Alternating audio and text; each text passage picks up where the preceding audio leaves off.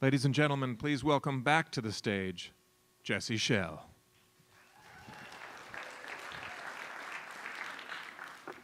Hey everybody, excited about Games for Change? All right, I'm super excited to be here for the Games for Change Awards tonight because it's so exciting to see such important and interesting work get the recognition it deserves. So that said, we're going to get into this pretty briskly. So now we're going to move on to the Games for Change Awards. So the Games for Change Awards is pretty simple. So we have three main categories. Categories are most innovative, most impactful, and best gameplay. And then after that, we have an overall Game of the Year award.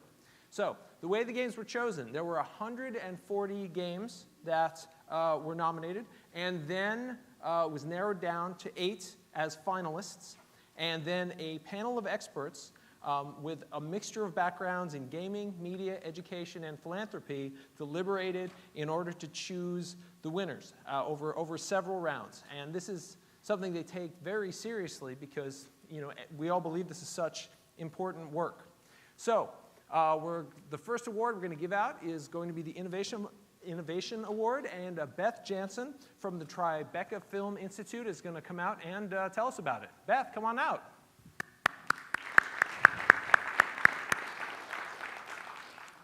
Thank you. Thank you so much, Jesse. It's nice to be in front of a room full of gaming nerds instead of film nerds. So thank you to Aussie and everyone at Games for Change for having me here. The Most Innovative Game Award honors games that excel in creativity and aspire to bring new ideas into games for change, whether through unique game design, technology, or audience.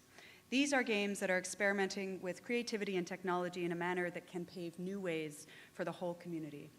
We have 3 nominees in this category. They are Papers, Please, Sound Self, and Subite al SITP.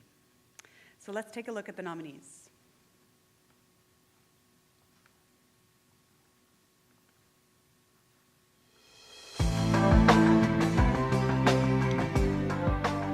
Most innovative. One of the most exciting things about the Games for Change movement is how young it is, and therefore how many new ideas are being tried by pioneers all around the world. That allowed us, the judges for the most innovative award category for the Games for Change 2014 awards, to look at a lot of interesting choices. We've nominated 3 games. Sound Self is a game that you immerse yourself in, using a virtual reality headset to take you into a meditative space, teaching you how to go into a trance-like experience. Subite al SITP is, of all things, a transit simulator, an instructional tool to help citizens of Bogota, Colombia learn how to use a new bus and mass transit system. This is a game not meant to be played for fun, but rather to teach you how to get over any apprehension you might have about using mass transit in that city. Papers, Please. Papers, Please is more of a time management game, a game that casts you as a border agent in a fictional communist country, in which you decide who's allowed to come into your country, who isn't, by looking at their papers, seeing who's legal, who's not, but also deciding where your ethics lie, whether to take bribes, what to do in order to feed your family. As much a game about quick decisions as it is about lasting consequence. All 3 of these games are wonderful games. All 3 of these games move the Games for Change movement ahead in an interesting and wonderful way. Papers, Please.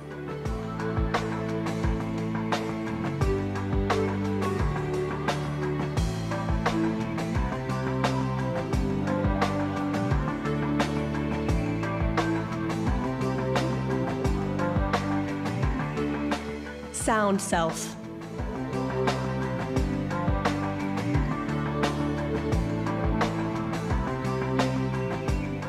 Subite a SITP.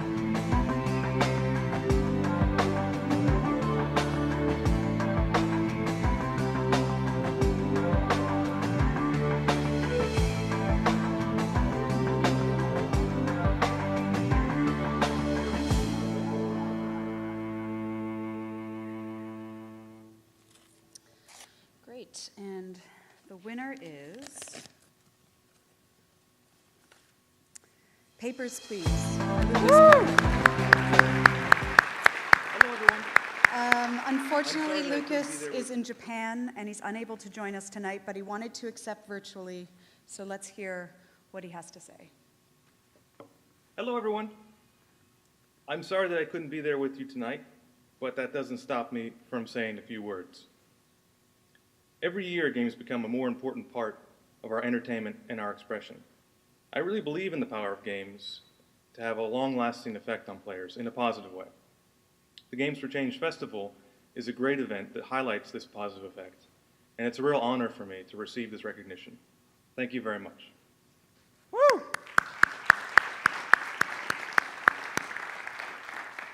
It's too bad that Lucas was detained. Okay. Anyway, so next award. So that was our award for innovation, and it's hard to argue that Papers, Please was innovative. It was an incredibly innovative game. So our next award is going to be our award for impact, and the person who's going to introduce it is Malika Dutt, who, as well as being one of the great friends to Games for Change for quite some time, has repeatedly been voted one of the 50 most influential women in the world. So if you please welcome Malika Dutt.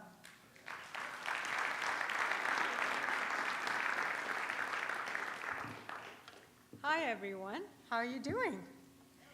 This is very exciting. This is the closest to an Oscar moment that I'm ever going to experience, so I'm really pleased to be here. So the award for the most significant impact game recognizes a game that's about a burning social issue, but that's not enough. It's also got to show clear goals, and it's also got to have proven impact.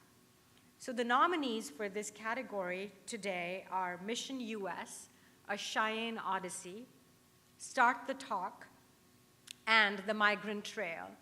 And we have this really cool video about the nominees that we'd like to show you now.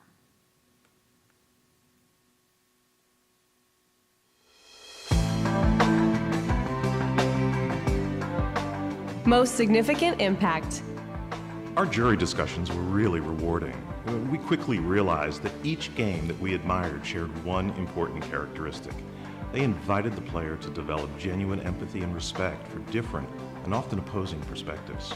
So whether it was a border agent or a migrant in the Migrant Trail, or a parent and child in Start the Talk, or any one of a number of perspectives in Mission US, the Cheyenne Trail, the players were invited to develop a deeper respect for really important issues in society and even daily life. The Migrant Trail.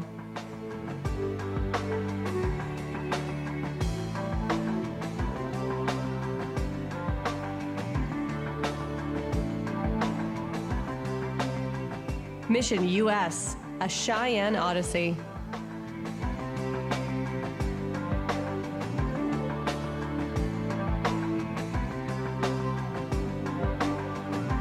Start the Talk.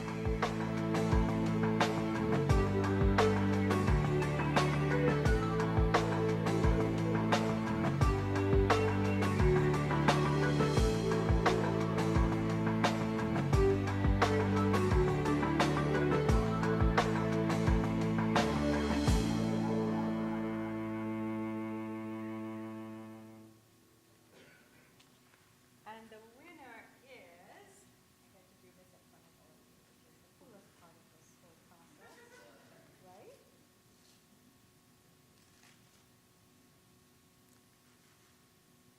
Mission US, A Cheyenne Odyssey.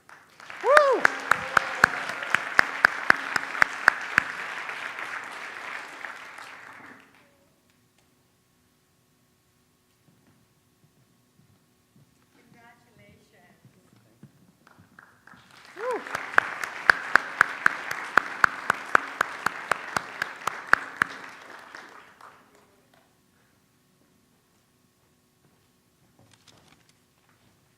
This is such an honor, and I would especially like to acknowledge our collaborators and advisors on the Northern Cheyenne Reservation in Lame Deer, Montana, without whom we could never have told their story. And now I'd like to turn this over to the genius game developer, David Langdon from Electric Fun Stuff. Hi, yeah, wow. So instead of using my own words and thinking about the impact, we just happened to get an email yesterday from a teacher in Brooklyn about using the game, and so I just want to just read a few words of what he said about using Mission US, because this is really why we all do what we do. So this is from Scott Jackson at Brooklyn International High School. I simply love it, and my kids love it. They are all recent immigrants from over 52 countries and speak over 30 languages, and all are learning English and U.S. history together. I use Mission 1 and 2 differently than AM3. Before, I had the games as an extension of our lessons and classwork. But with number 3, I have at the center of the unit, and all teaching is coming directed from the game itself. They're not being told any history from me or reading any history in a book, but learning it while playing the game. They've been so surprised how much they've learned once I drew their attention to it. They're required to keep their friend or foe log throughout, answer review questions, learn vocabulary, etc. After they finish 2 parts, they're required to present their actions to me, where I simply ask them the review questions and reasons for decisions they make. They brainstorm things, people, places, events that they experienced, and they do quick checks. And after they finish the game, they do extension activities, a closer look at other tribes, the Indian Removal Act, treaties signed and broken, life on the reservations. In the end, we will have a Socratic seminar based on all they have seen, played, read, and experienced about Native American history in the United States. Just hope the games stay available forever, all caps, 4 exclamation points. Can't wait to teach my own son's history through Mission US. And so for me, as a designer and developer, this is what you do it for. And so we're really honored that Games for Change sees the impact in all that we do. And also big congratulations to our the other 2 finalists. I played both your games extensively, and I wasn't really loving our odds here. I thought they both did a great job. So thank you.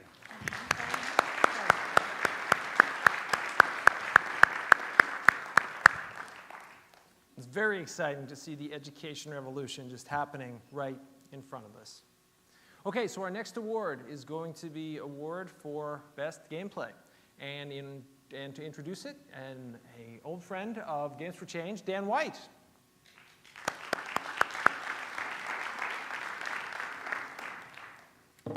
Hello, everybody. It's nice to see you all. The Best Gameplay Award honors a Games for Change game that has compelling, awe-inspiring, exciting, otherwise awesome gameplay that causes people to learn, people to be inspired to go out and do good things in the world, social change, etc. The game mechanics in these games are aligned with and reinforce the goals, and they are designed to maximize polish, functionality, and thematic execution. There's 3 games that have been nominated for this award, and they are Gone Home, Tyrant, emphasis on ant, and Papers, Please. Let's take a look at these games.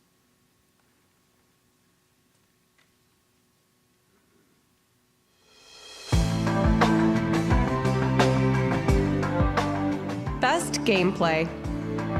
The discussion of the jury for best gameplay ranged far and wide, from how well a game like Gone Home integrates subtle storytelling with its mechanics, to how a game like Papers, Please can reveal our own potential inhumanity when faced with the kind of brutal choices that are placed in the hands of a border agent, all the way to how the simple and elegant touch-based simulation of Tyrant makes science fun and addictive.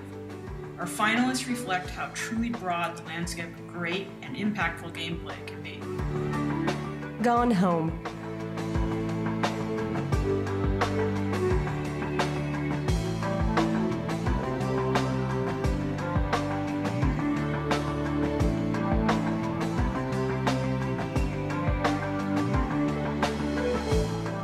Papers, Please.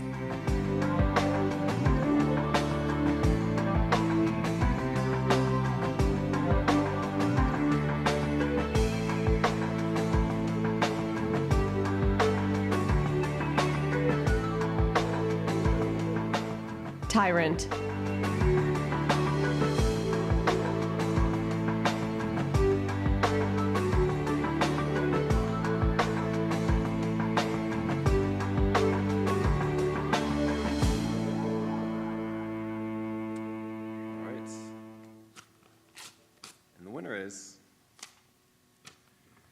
The best game ever made about being a customs official. Paper, please. And as you know, unfortunately, Lucas is not here to accept the award in person. We will not be replaying his acceptance speech, but I'm sure you all remember it. So I'm going to hold on to this for him. All right, thank you, Dan. Okay, so our last award, our last Games for Change award, and we'll have a few more things happening after that, but is the Game of the Year award. And to give that is going to be Tom Giordano from Valve.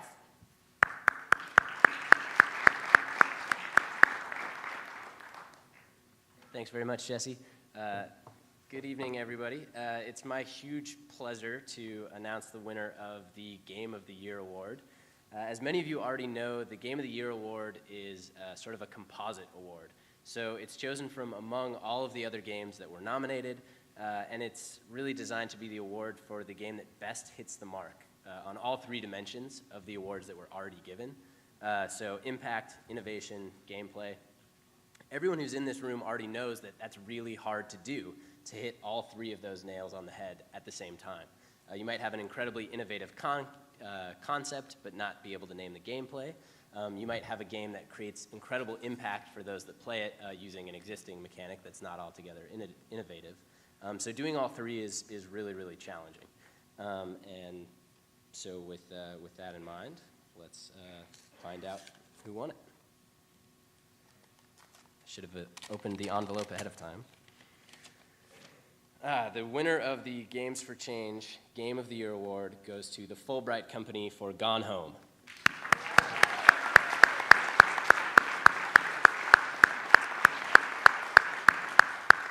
And unfortunately, the winners were not able to be here today, so I think they have a brief video to acknowledge the award. Thank you. Hey everybody. First of all, sorry that we couldn't be there in New York for the award ceremony, but we just want to say thank you so much for recognizing Gone Home at the Games for Change Festival. It's a huge honor, and we really appreciate it. So hope the awards are awesome. Have a good one. Thank you. Game.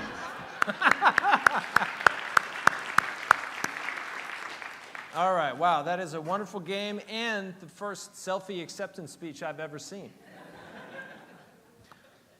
Okay, so before we get to the National STEM Challenge Awards, kids stand up. I want people to see. The kids are here. Yes. Yes. The future game developers of America are here. All right, thank you very much. Okay, so before they start getting their awards, we have one very special award that we want to give out, and it's my pleasure to be able to give it out. Can you bring it out here? Come on out, don't be shy. All right, thank you very much. All right, so this is the Game Changer Award. I was very honored last year to be given the Game Changer Award, and when they came to me and said, do you have suggestions about people who you thought of? I said, well, I have a list, but I know who's at the top of my list. And so I gave them that information, and the panel went and discussed it, and I was very excited that they agreed with me that the winner should be Dr. Jim G.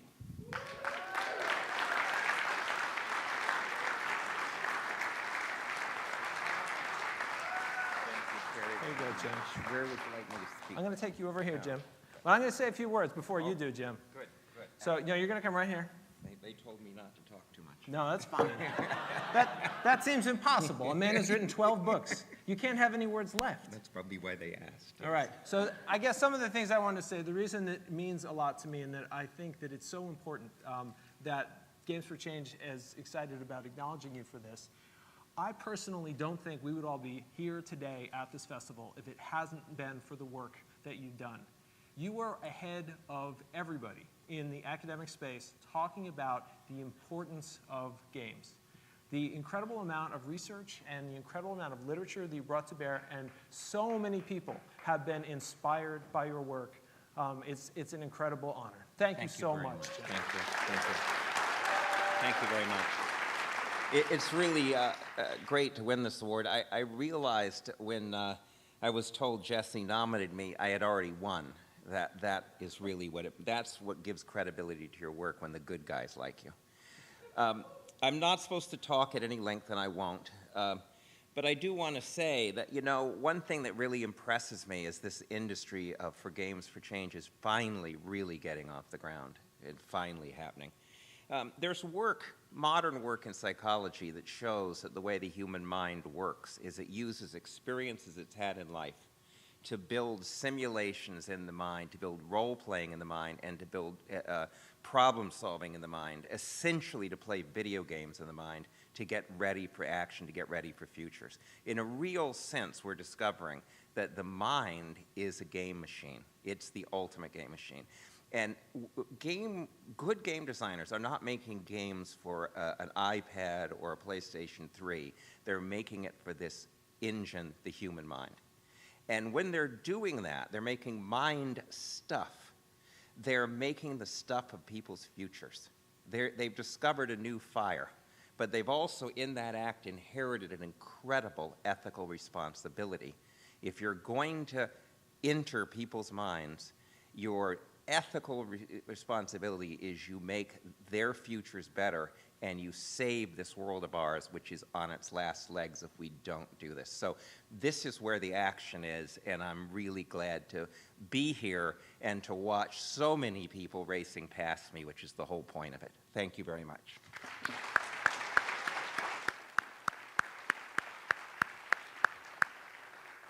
Okay, so those are the Games for Change Awards.